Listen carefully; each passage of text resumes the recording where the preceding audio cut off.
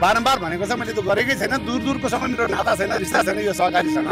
कहिले मैले खाता खोलेको छैन। खाता खोल्नेहरू चाहिँ घुमिरहेछन्, त्यहाँ अवचलन गर्नेहरू चाहिँ घुमिरहेछन्। अब म केही नगर्ने, कहीँ नमुछेको मान्छेलाई थुनिरहेको छ, यसकारण प्रतिशोध भनेको होला। जब मेरो चाहिँ कहीँ प्रकारको सम्बन्ध छैन, तथापि ऋणीहरूको त्यत्रो ऋण छ, म ठिक छ, पछि मुद्दा छिनोफानो होला, निर्णय होला, आफ्नो ठाउँमा छ, निर्णय भएर गलत साबित गरिदियो भने त आजीवन कारावास गरेर मैले बिगो राखेको पैसा सबै सहकारी पीडितलाई बाँधिदिनु होला भनेकै छ नि उहाँले, होइन? तर त्यो धरी लिन तयार छैन क्या सरकार। भनेपछि यतिको आत्मविश्वास बोकेको मान्छे लैजाऊ, पैसा राख, मेरो छिनोफानो गरिदेऊ, मलाई कि त भनिदेऊ त अपराधी होस् भनेर जेलमा छोडाइदेऊ, होइन भने निकालिदेऊ। अहिलेको सरकार पनि सक्दैन। भनेपछि के चाहेको क्या? कोही पुरानो सरकारले के चाहेको, यो अहिलेको सरकारले के चाहेको?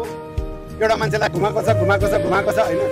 हालाकि रविजीले चाहिँ होइन म एकदम ठिक छु, मैले होमवर्क गरिरहेको छु, मसँग धेरै योजनाहरू बनेका छन् र यहाँ आएर म एकदम शान्त वातावरणमा मैले धेरै होमवर्क गर्न पाएको छु भन्नुभएको छ। तर